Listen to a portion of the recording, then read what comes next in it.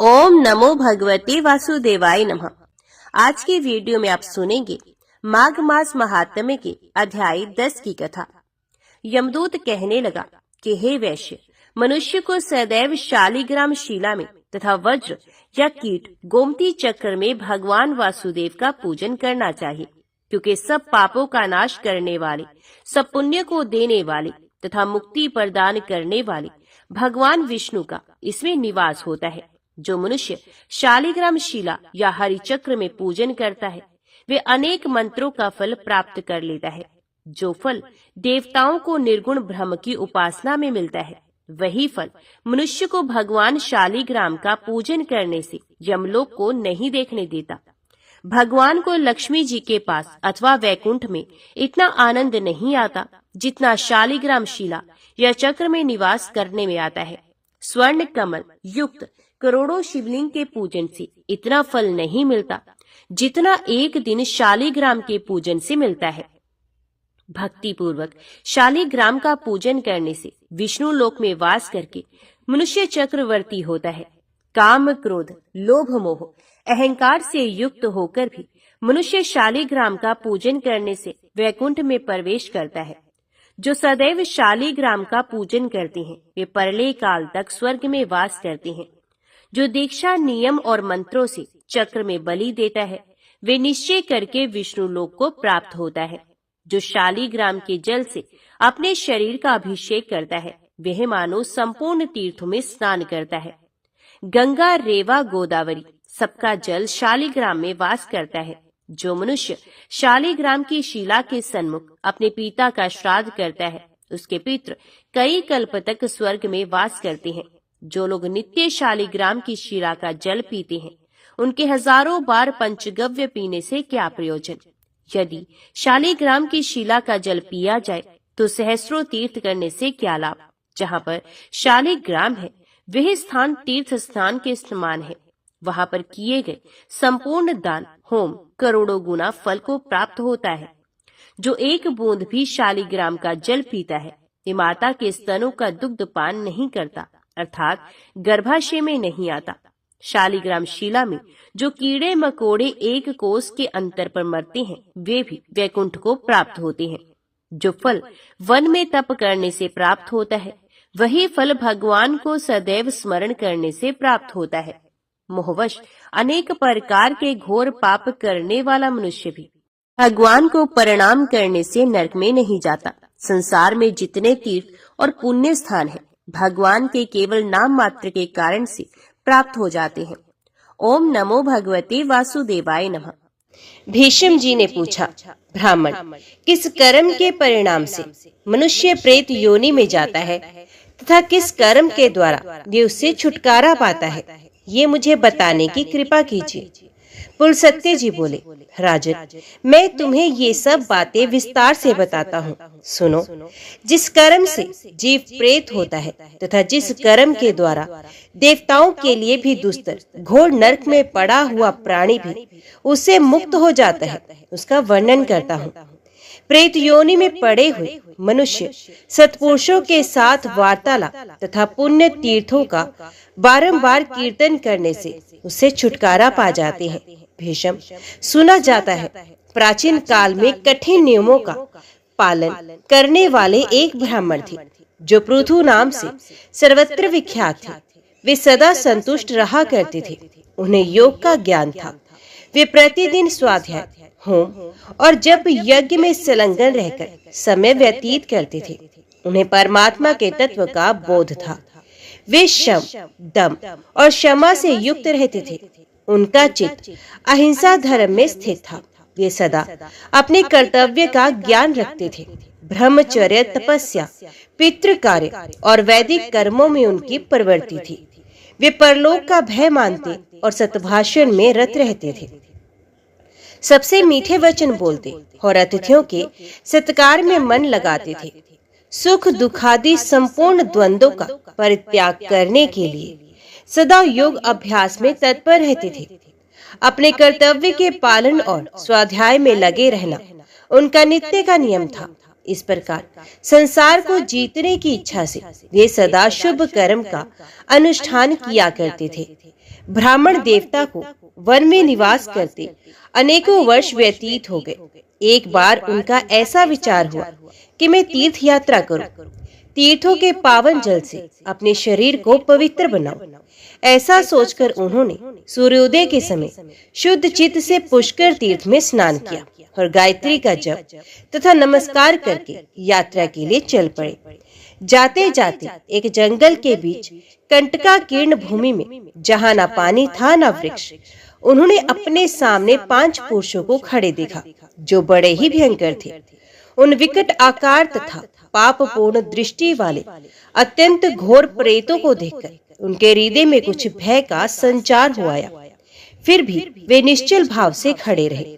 यद्यपि उनका चित्त भय से उद्गिन हो रहा था, तथापि उन्होंने धैर्य धारण करके मधुर शब्दों में पूछा, विकराल मुख वाले प्राणियों, तुम लोग कौन हो? किसके द्वारा कौन सा ऐसा कर्म बन गया है जिससे तुम्हें इस विकृत रूप की प्राप्ति हुई है? प्रेतों ने कहा, हम भूख और प्यास से पीड़ित हो सर्वदा महान दुख से घिरे रहते हैं। हमारा ज्ञान और विवेक नष्ट हो गया है। हम सभी अचेत हो रहे हैं।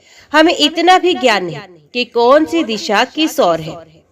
दिशाओं के बीच की अवान्तर दिशाओं को भी नहीं पहचानते। आकाश, पृथ्वी तथा स्वर्ग का भी हमें ज्ञान नहीं है। ये तो दुख की बात हुई। सुख इतना ही है कि सूर्य उदय देखकर हमें प्रभात सा प्रतीत हो रहा है। हम में से एक का नाम पुरुषित है, दूसरे का नाम सूचिमुख है, तीसरे का नाम श्रीघक है, चौथे का नाम रोधक और 5वें का लेखक है। ब्राह्मण ने पूछा, तुम्हारे नाम ये कैसे पड़ गए? क्या कारण है जिससे तुम लोगों को ये नाम प्राप्त हुए हैं? प्रेतों में से एक ने कहा, मैं सदा स्वादिष्ट भोजन किया करता था और ब्राह्मणों को बासी अन्न देता था। इसी हेतु को लेकर मेरा नाम पर्युषित पड़ा है। मेरे इस साथी ने अन्न आदि के अभिलाषी बहुत से ब्राह्मणों की हिंसा की है, इसलिए इसका नाम सूची मुख पड़ा है। ये तीसरा प्रेत भूखे ब्राह्मण के याचना करने पर भी उसे कुछ देने के भय से शीघ्रता पूर्वक वहां से चला गया था, इसलिए इसका नाम श्रीघक पड़ गया है। ये चौथा प्रेत ब्राह्मणों को देने के भय से उद्गिन होकर सदा अपने घर पर ही स्वादिष्ट भोजन किया करता था, इसलिए ये रोधक कहलाता है। तथा हम लोगों में से सबसे बड़ा पापी जो ये 5वां प्रेत है, ये याचना करने पर चुपचाप खड़ा रहता था या धरती कुरेदने लगता था, इसलिए इसका नाम लेखक पड़ गया। लेखक बड़ी कठिनाई से चलता है। रोधक को सर नीचा करके चलना पड़ता है। श्रग पंगु हो गया है। सूची हिंसा करने वाला का सुई के समान मुंह हो गया है तथा मुझ पर्युषित की गर्दन लंबी और पेट बड़ा हो गया है। अपने पाप के प्रभाव से मेरा अंडकोश भी बढ़ गया है तथा दोनों ओठ भी लंबे होने के कारण लटक गए हैं। यही हमारे प्रेत योनि में आने का वृत्तांत है, जो सब मैंने तुम्हें बता दिया। यदि तुम्हारी इच्छा हो तो कुछ और भी पूछो, पूछने पर उस बात को भी बताएंगे। ब्राह्मण बोले, इस पृथ्वी पर जितने भी जीव रहते हैं उन सबकी स्थिति आहार पर ही निर्भर है, अतः मैं तुम लोगों का भी आहार जानना चाहता हूँ। प्रेत बोले, विप्रवर, हमारे आहार की बात सुनिए। हम लोगों का आहार सभी प्राणियों के लिए निंदित है। उसे सुनकर आप भी बारंबार निंदा करेंगे। बलगम, पेशाब, पाखाना और स्त्री के शरीर का मैल, इन्हीं से हमारा भोजन चलता है।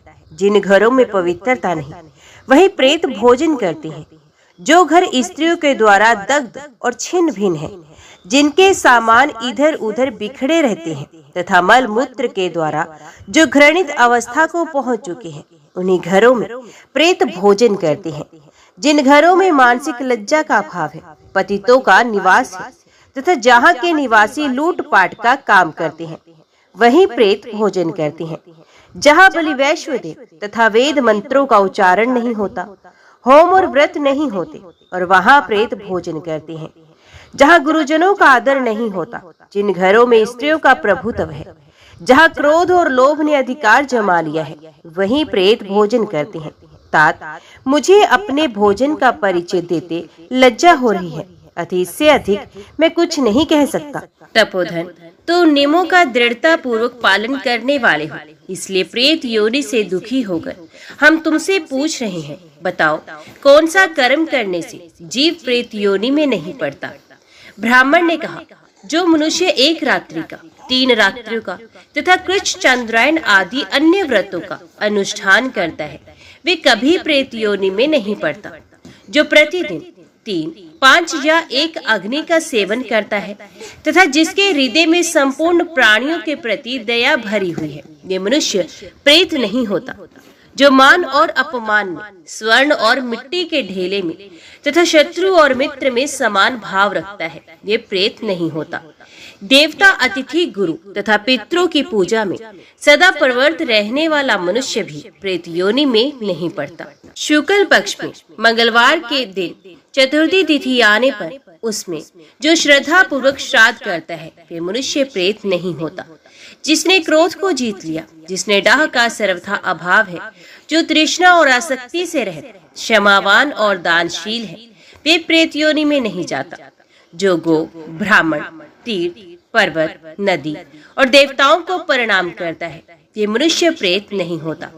प्रेत बोले, महामुनि, आपके मुख से नाना प्रकार के धर्म सुनने को मिले।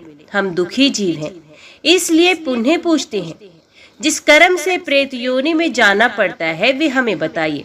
ब्राह्मण ने कहा, यदि कोई द्विज और विशेषत ब्राह्मण शूद्र का अन्न खाकर उसे पेट में लिए ही मर जाए, तो वे प्रेत होता है। जो आश्रम धर्म का त्याग करके मदिरा पीता, पराई स्त्री का सेवन करता तथा प्रतिदिन मांस खाता है, उस मनुष्य को प्रेत होना ही पड़ता है। जो ब्राह्मण यज्ञ के अधिकारी पुरुषों से यज्ञ करवाता, अधिकारी पुरुषों का त्याग करता और शूद्र की सेवा में रत रहता है, वे प्रेत योनि में जाता है। जो मित्र की धरोहर को हड़प लेता, शूद्र का भोजन बनाता, विश्वासघात करता और कूटनीति का आश्रय लेता है, वे निश्चय ही प्रेत होता है। ब्रह्म हत्यारा, गोघाती, चोर, शराबी, गुरुपत्नी के साथ संभोग करने वाला तथा भूमि और कन्या का अपहरण करने वाला निश्चय ही प्रेत होता है। जो पुरोहित नास्तिकता में प्रवृत्त होकर अनेक ऋत्विजों के लिए मिली हुई दक्षिणा को अकेले ही हड़प लेता है, उसे निश्चय ही प्रेत होना पड़ता है। विप्रवर, पृथु जब इस प्रकार उपदेश कर रहे थे, उसी समय आकाश में सहसा नगारे बजने लगे। हजारों देवताओं के हाथ से छोड़े हुए फूलों की वर्षा होने लगी। प्रेतों के लिए चारों ओर से विमान आ गए। आकाशवाणी हुई, इन ब्राह्मण देवता के साथ वार्तालाप और पुण्य कथा का कीर्तन करने से तुम सब प्रेतों को दिव्य गति प्राप्त हुई है। इस प्रकार सत्संग के प्रभाव से उन प्रेतों का उद्धार हो गया। गंगानंदन, यदि तुम्हें कल्याण साधन की आवश्यकता है, तो तुम भी आलस्य छोड़कर पूर्ण प्रयत्न के साथ सत्पुरुषों के साथ वार्तालाप सत्संग करो। वे 5 प्रेतों की कथा संपूर्ण धर्मों का तिलक है। जो मनुष्य इसका 1 लाख पाठ करता है, उसके वंश में कोई प्रेत नहीं होता। जो अत्यंत श्रद्धा और भक्ति के साथ इस प्रसंग का बारंबार श्रवण करता है, वे भी प्रेत योनि में नहीं पड़ता। भीष्म जी ने पूछा, ब्राह्मण, पुष्कर की स्थिति अंतरिक्ष में क्यों कर बतलाई जाती है? धर्मशील मुनि इस लोक में उसे कैसे प्राप्त करते हैं और किस किस ने प्राप्त किया है? पुलसत्य जी बोले, राजन, एक समय की बात है। दक्षिण भारत के निवासी 1 करोड़ ऋषि पुष्कर तीर्थ में स्नान करने के लिए आए, किंतु पुष्कर आकाश में स्थित हो गया। ये जानकर वे समस्त मुनि प्राणायाम में तत्पर हो परब्रह्म का ध्यान करते हुए 12 वर्षों तक वहीं खड़े रह गए। तब ब्रह्मा जी, इंद्र आदि संपूर्ण देवता तथा ऋषि महर्षि आकाश में अलक्षित होकर उन्हें अत्यंत दुष्कर नियम बताते हुए बोले, द्विजगण, तुम लोग मंत्र द्वारा पुष्कर का आवाहन करो। 3 ऋचाओं का जप करने से ये तीर्थ तुम्हारे समीप आ जाएगा और अघर्षण मंत्र का जप करने से पूर्ण फलदायक होगा। उन ब्रह्मर्षियों की बात समाप्त होने पर उन सब मुनियों ने वैसा ही किया। ऐसा करने से वे परम पावन बन गए। उन्हें पुष्कर प्राप्ति का पूरा फल मिल गया। राजन, जो कार्तिक की पूर्णिमा को पुष्कर में स्नान करता है वे परम पवित्र हो जाता है। ब्रह्मा जी के सहित पुष्कर तीर्थ सबको पुण्य प्रदान करने वाला है। वहां आने वाले सभी वर्णों के लोग अपने पुण्य की वृद्धि करते हैं। वे मंत्र ज्ञान के बिना ही ब्राह्मण के तुल्य हो जाते हैं, इसमें तनिक भी संदेह नहीं है।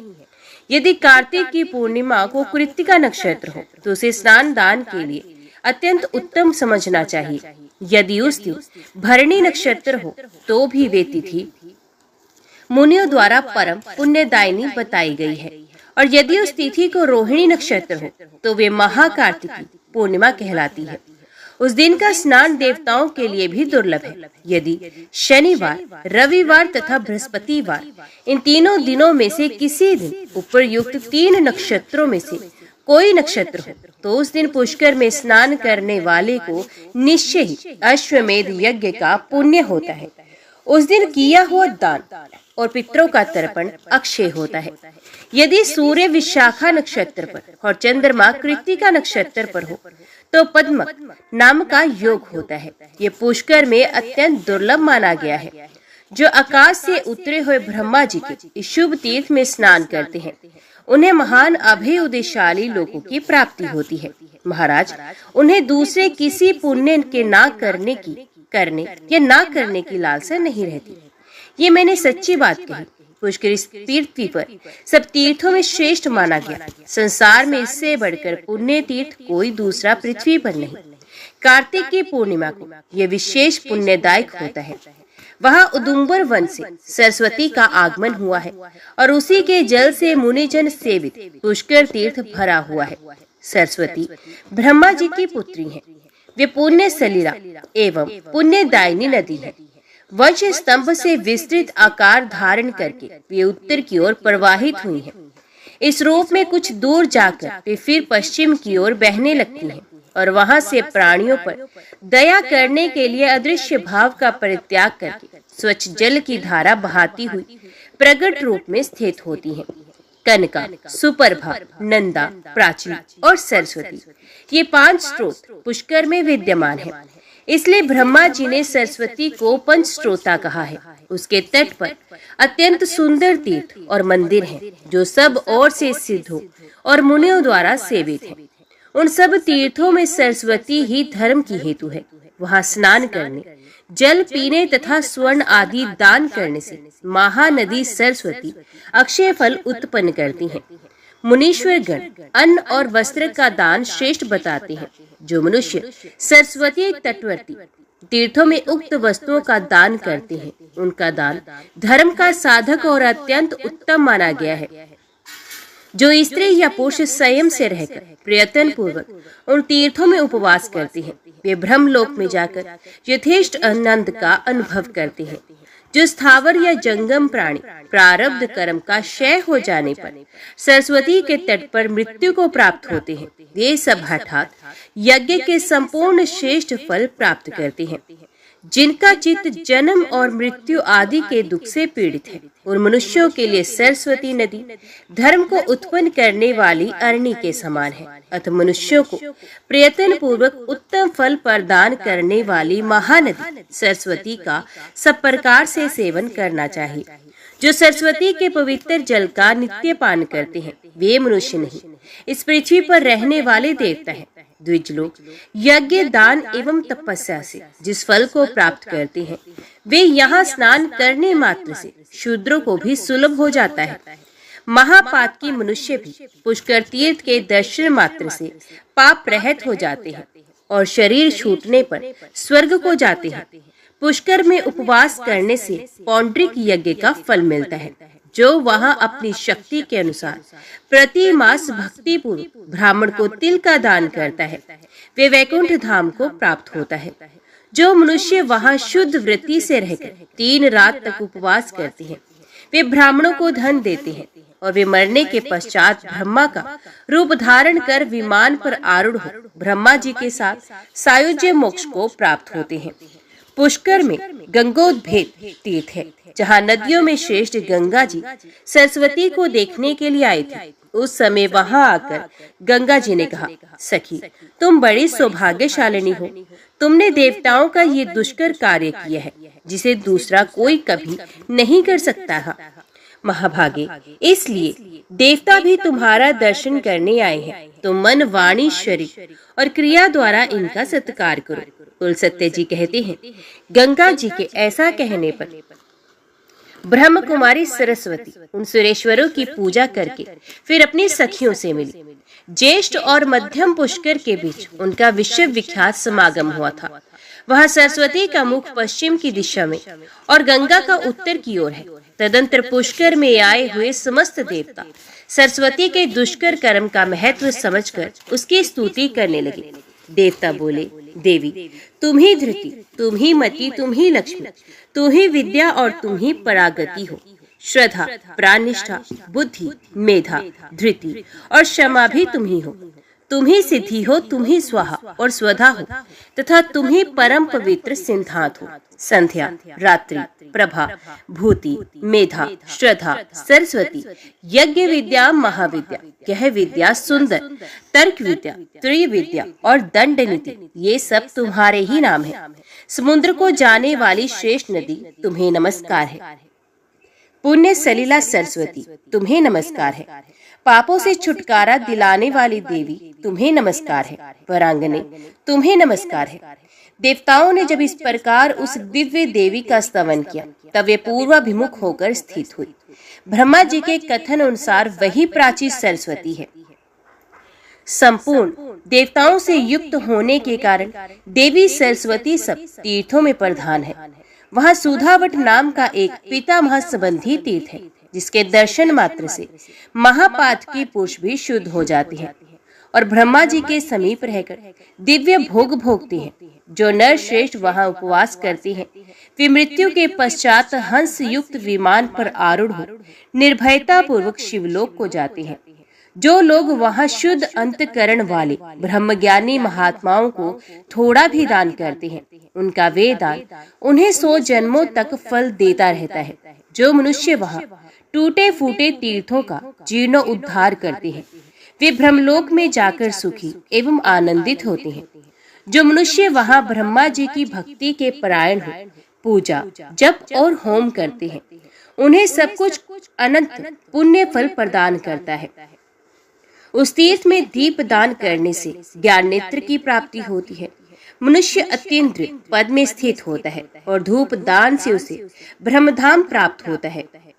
अधिक क्या कहा जाए। प्राची सरस्वती और गंगा के संगम में जो कुछ दिया जाता है वे जीते जी तथा मरने के बाद भी अक्षय फल प्रदान करने वाला होता है। वह स्नान, जप और होम करने से अनंत फल की सिद्धि होती है। भगवान श्री रामचंद्र जी ने भी उस तीर्थ में आकर मार्कंडे जी के कथन अनुसार अपने पिता दशरथ जी के लिए पिंडदान और श्राद्ध किया था। वहाँ एक चौकोर बावली है जहाँ पिंड दान करने वाले मनुष्य हंस युक्त विमान से स्वर्ग को जाते हैं। यज्ञ वेताओं में श्रेष्ठ ब्रह्मा जी ने उस तीर्थ के ऊपर उत्तम दक्षिणाओं से युक्त पितृ मेध यज्ञ श्राद्ध किया था। उसमें उन्होंने वसुओं को पितृ, रुद्र को पितामह और आदित्य को परपितामह नियत किया था। फिर उन तीनों को बुलाकर कहा, आप लोग सदा यहाँ विराजमान रहकर पिंडदान आदि ग्रहण किया करें।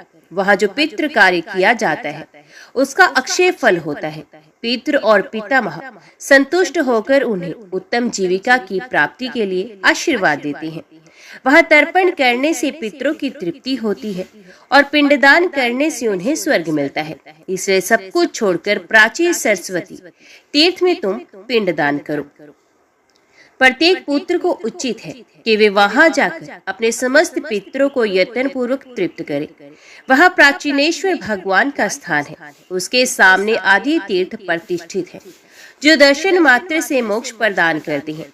वहां के जल का स्पर्श करके मनुष्य जन्म मृत्यु के बंधन से छुटकारा पाता है। उसमें स्नान करने से वे ब्रह्मा जी का अनुचर होता है। जो मनुष्य आदि तीर्थ में स्नान करके एकाग्रता पूर्वक थोड़े से अन्न का भी दान करता है ये स्वर्गलोक को प्राप्त होता है। जो विद्वान वहां स्नान करके ब्रह्मा जी के भक्तों को स्वर्ण और खिचड़ी दान करता है, वे स्वर्गलोक में सुखी एवं आनंदित होता है। जहाँ प्राचीन सरस्वती विद्यमान है, वहाँ मनुष्य दूसरे साधन की खोज क्यों करते हैं? प्राचीन सरस्वती में स्नान करने से जिस फल की प्राप्ति होती है, उसी के लिए तो जप तप आदि साधन किए जाते हैं। जो भगवती प्राची सरस्वती का पवित्र जल पीते हैं, उन्हें मनुष्य नहीं देवता समझना चाहिए। ये मार्कंडेय मुनि का कथन है। सरस्वती नदी के तट पर पहुंचकर स्नान करने का कोई नियम नहीं। भोजन के बाद अथवा भोजन के पहले, दिन में अथवा रात्रि में भी स्नान किया जा सकता है। वे तीर्थ अन्य सब तीर्थों की अपेक्षा प्राचीन और श्रेष्ठ माना गया है। वे प्राणियों के पापों का नाशक और पुण्यजनक बताया जाता है। भीष्म जी ने पूछा, मुने, मार्कंडेय जी ने वहाँ भगवान श्री रामचंद्र जी को किस प्रकार उपदेश दिया था तथा किस समय और कैसा उनका समागम हुआ था? मार्कंडेय जी किसके पुत्र हैं? वे कैसे महान तपस्वी हुए तथा उनके इस नाम का क्या रहस्य है? महामुने, इन सब बातों का यथार्थ रूप से वर्णन कीजिए। कुलसत्य जी ने कहा, राजन, मैं तुम्हें मार्कंडेय जी के जन्म की उत्तम कथा सुनाता हूँ। प्राचीन कल्प की बात है। मृकुंडु नाम के विख्यात एक मुनि थे, जो महर्षि भृगु के पुत्र थे। वे महाभाग मुनि अपनी पत्नी के साथ वन में रहकर तपस्या करते थे। वन में रहते समय ही उनके एक पुत्र हुआ। धीरे धीरे उसकी अवस्था 5 वर्ष की हुई। वे बालक होने पर भी गुणों में बहुत बड़ा चढ़ा था। एक दिन जब वे बालक आंगन में घूम रहा था, किसी सिद्ध ज्ञानी ने उसकी ओर देखा और बहुत देर तक ठहरकर उसके जीवन के विषय में विचार किया। बालक के पिता ने पूछा, मेरे पुत्र की कितनी आयु है? सिद्ध बोला, मुनीश्वर, विधाता ने तुम्हारे पुत्र की जो आयु निश्चित की है, उसमें अब केवल 6 महीने और शेष रह गए हैं। मैंने ये सच्ची बात बताई है, इसके लिए आपको शोक नहीं करना चाहिए। भीष्म, उस सिद्ध ज्ञानी की बात सुनकर बालक के पिता ने उसका उपनयन संस्कार कर दिया और कहा, बेटा, तुम जिस किसी मुनि को देखो प्रणाम करो। पिता के ऐसा कहने पर वे बालक अत्यंत हर्ष में भरकर सबको प्रणाम करने लगा। धीरे धीरे 5 महीने 25 दिन और बीत गए। तदंतर निर्मल स्वभाव वाले सप्तऋषिगण उस मार्ग से पधारे।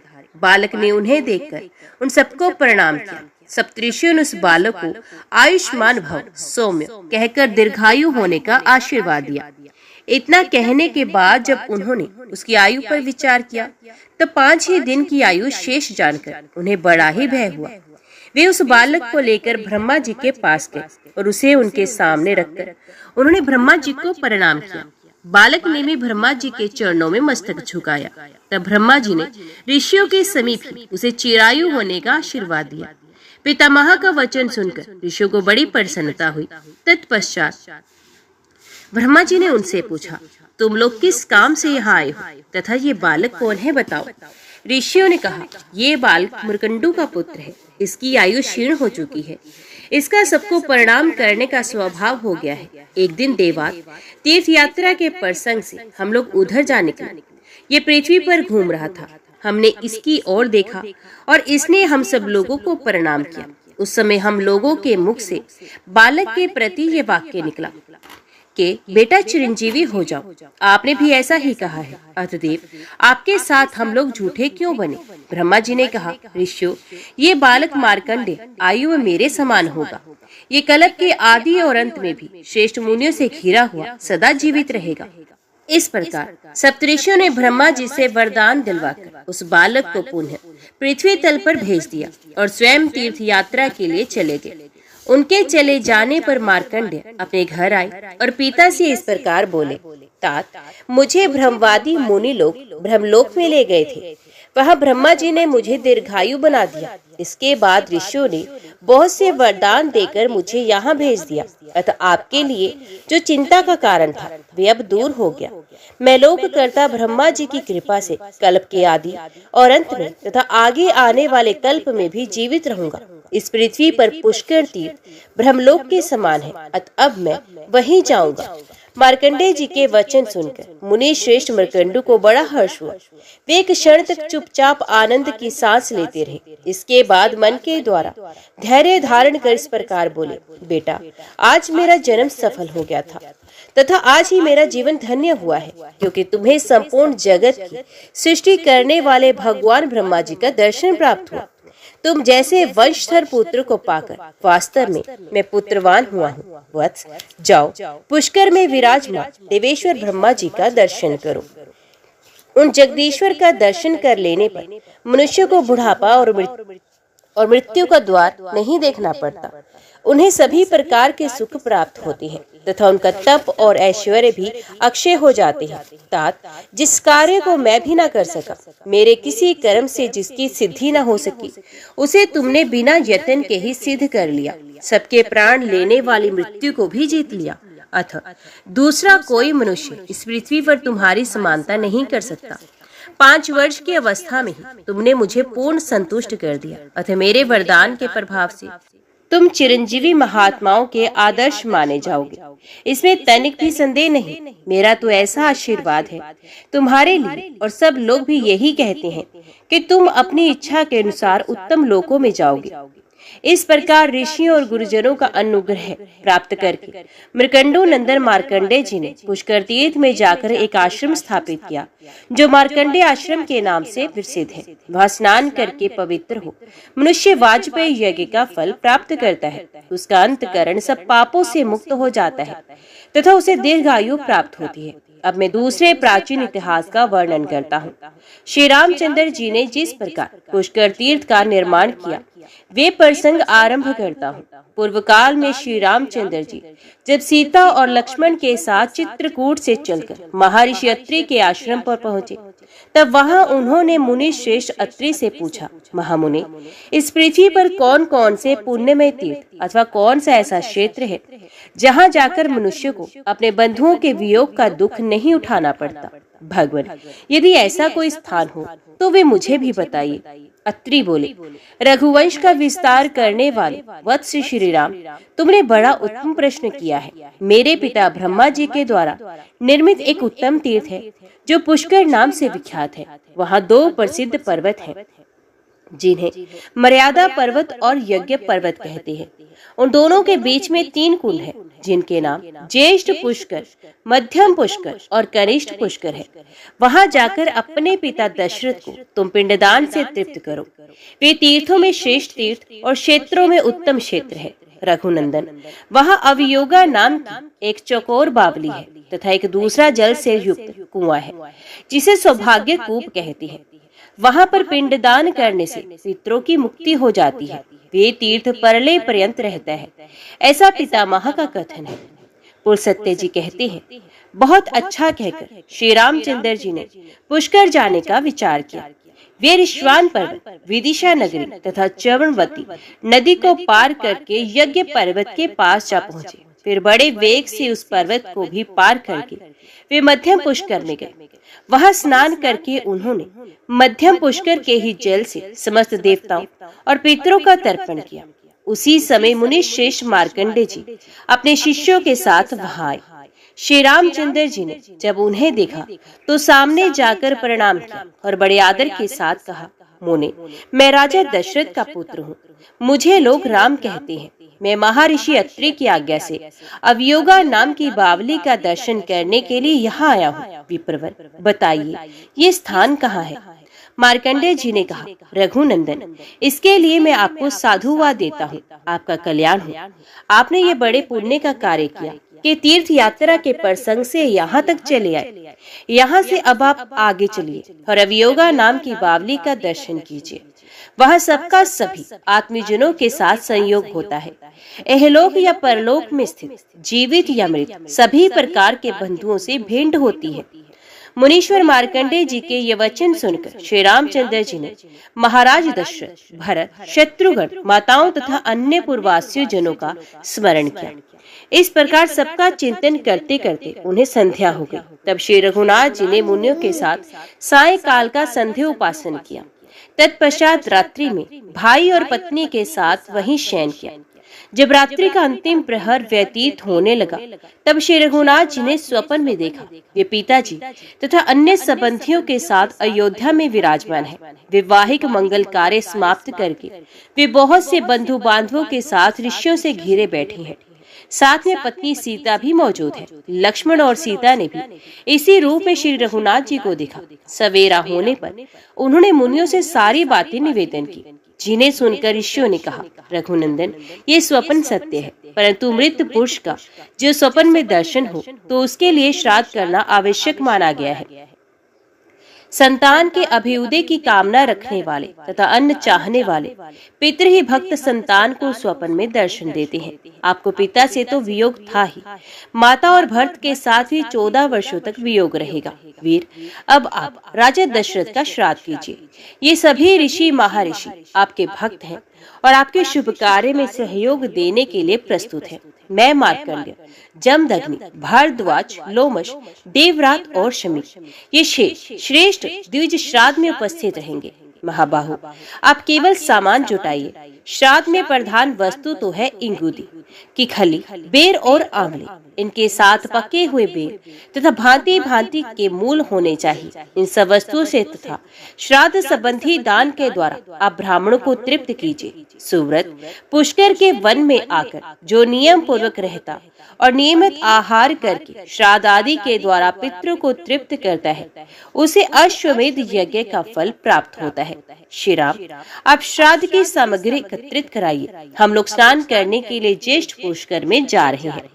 श्री रघुनाथ जी से ऐसा कहकर वे सभी ऋषि चले गए। तब श्री रामचंद्र जी ने लक्ष्मण से कहा, सुमित्रानंदन, अच्छे संतरे, कटहल, पारद, मीठे बेल, शालू, कसेरू, पीली काबरा, अच्छे कैर, शक्कर जैसे सिंघाड़े, पके कैद तथा और भी जो सामिक फल हो, उन्हें श्राद्ध के लिए शीघ्र ही ले आओ। श्री रामचंद्र जी की आज्ञा पाकर लक्ष्मण ने सारा सामान एकत्रित कर लिया। जानकी जी ने भोजन बनाया और तैयार हो जाने पर श्री रामचंद्र जी को सूचित कर दिया गया। श्री राम भी अवियोगा नाम की बावली में स्नान करके मुनियों के आगमन की प्रतीक्षा करने लगे। दोपहरी के बाद जब सूर्य ढलने लगे और कुतुब नाम की बेला उपस्थित हुई, उस समय श्री रामचंद्र जी के द्वारा निमंत्रित संपूर्ण ऋषि वहां पहुंचे। मुनि को आया हुआ देख विदेही कुमारी सीता वहां से दूर हट गई और झाड़ियों के आड़ में छिपकर बैठ गए। श्री रामचंद्र जी ने स्मृतियों में बताई हुई विधि के अनुसार ब्राह्मण को भोजन कराया तथा मनुष्यों के श्राद्ध के लिए जो वैदिक क्रिया बतलाई गई है वे सब संपन्न की। फिर वैश्वदेव करके पूर्णोक्त विधि का भी पालन किया। ब्राह्मणों के भोजन कर चुकने पर पिंड देने के पश्चात ब्राह्मणों को विदा किया। उनके चले जाने पर श्री रामचंद्र जी ने अपनी प्रिय सीता से कहा, प्रिय, यहाँ आए हुए मुनियों को देखकर तुम छिप क्यों गई थी? इसका सारा कारण मुझे शीघ्र बताओ। सीता बोली, नाथ, मैंने जो आश्रय देखा उसे बताती हूँ, सुनिए। आपके द्वारा नाम उच्चारण होते ही स्वर्गीय महाराज यहाँ आकर उपस्थित हो गए। उनके साथ उन्हीं के समान रूप रेखा वाले 2 पुरुष और आए थे, जो सब प्रकार के आभूषण धारण किए हुए थे। वे तीनों ही ब्राह्मणों के शरीर से सटे हुए थे। रघुनंदन, ब्राह्मणों के अंगों में मुझे पितरों के दर्शन हुए। उन्हें देखकर मैं लज्जा के मारे आपके पास से हट गई, इसलिए आपने अकेले ही ब्राह्मणों को भोजन कराया और विधि पूर्वक श्राद्ध की क्रिया भी संपन्न की। भला मैं स्वर्गीय महाराज के सामने कैसे खड़ी होती? ये आपसे मैंने सच्ची बात बताई है। ये सुनकर श्री रघुनाथ जी बहुत प्रसन्न हुए और प्रिय वचन बोलने वाले प्रियतमा सीता को बड़े आदर के साथ हृदय से लगा लिया। तत्पश्चात श्री राम और लक्ष्मण दोनों वीरों ने भोजन किया।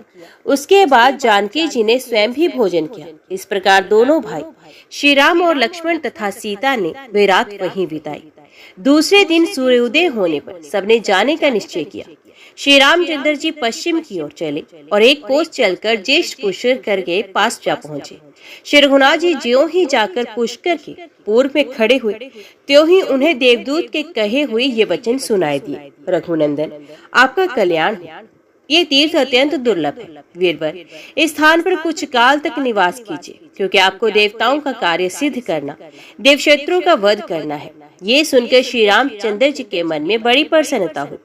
उन्होंने लक्ष्मण से कहा, सुमित्रानंदन, देवाधिदेव ब्रह्मा जी ने हम लोगों पर अनुग्रह किया है, अतः मैं यहाँ आश्रम बनाकर 1 मास तक रहना चाहता हूँ तथा शरीर की शुद्धि करने वाले उत्तम व्रत का आचरण करना चाहता हूँ। लक्ष्मण ने बहुत अच्छा कहकर उनकी बात का अनुमोदन किया। तत्पश्चात वहां अपना व्रत पूर्ण करके वे दोनों भाई चले और पुष्कर क्षेत्र की सीमा मर्यादा पर्वत के पास जा पहुंचे।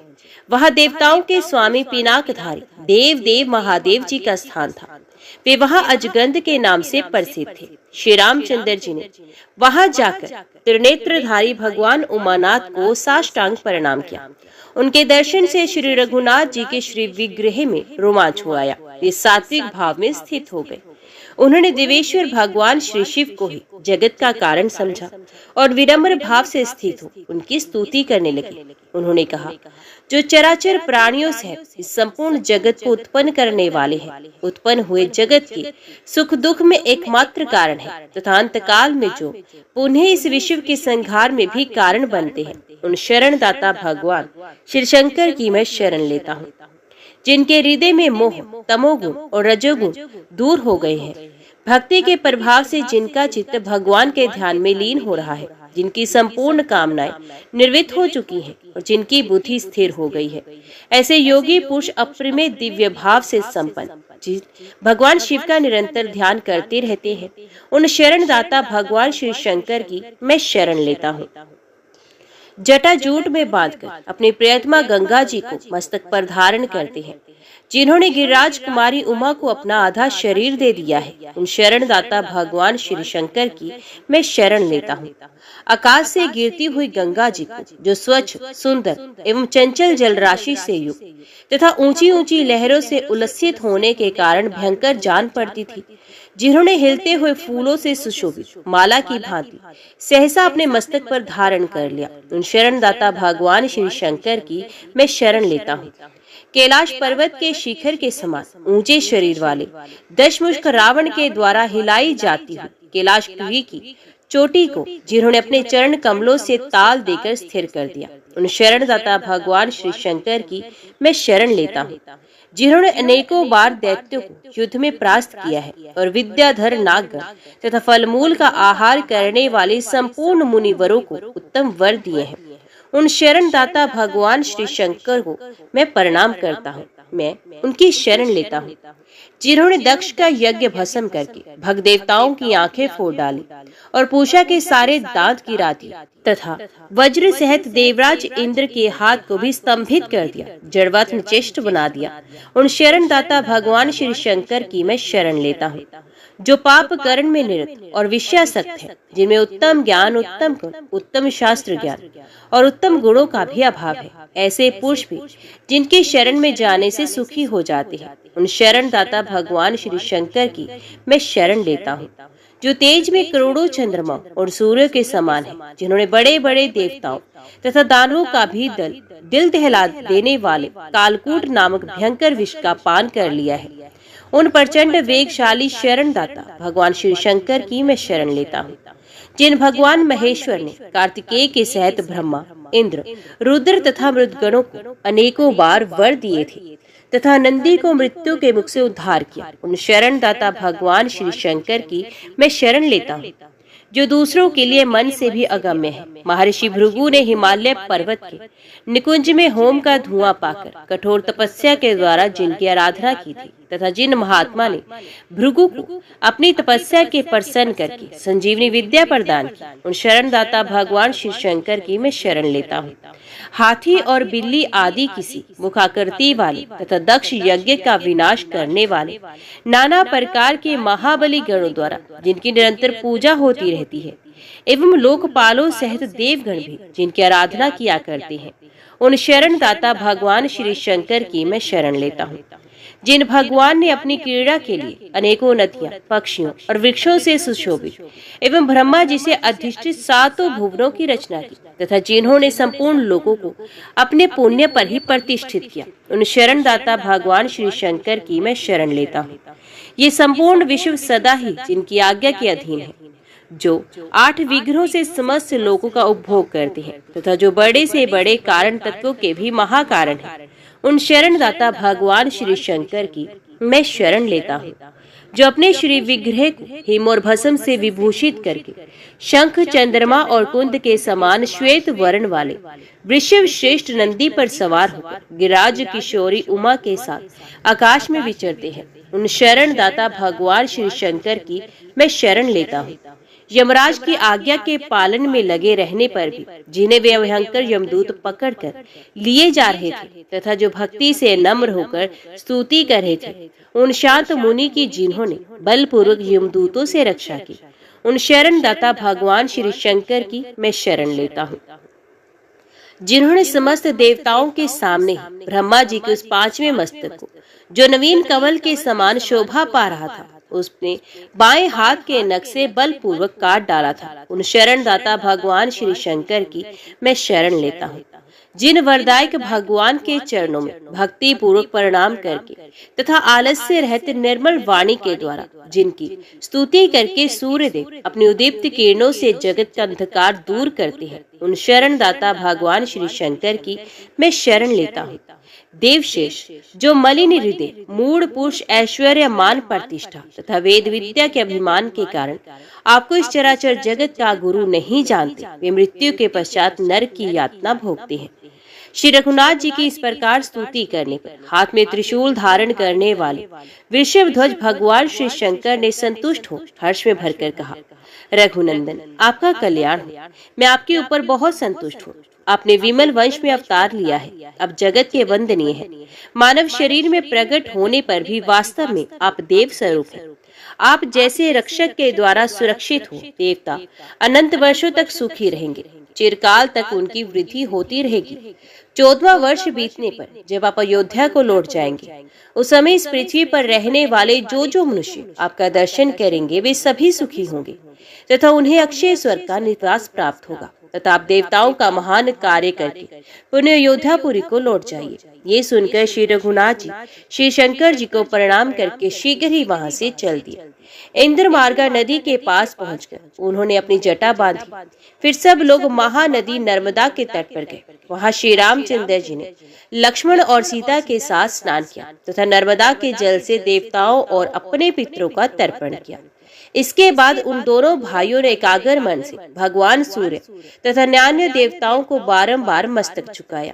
जैसे भगवान श्री शंकर पार्वती और कार्तिकेय के साथ स्नान करके शोभा पाते हैं, उसी प्रकार सीता और लक्ष्मण के साथ नर्मदा में नहाकर श्री रामचंद्र जी भी सुशोभित हुए। ओम नमो भगवते वासुदेवाय नमः।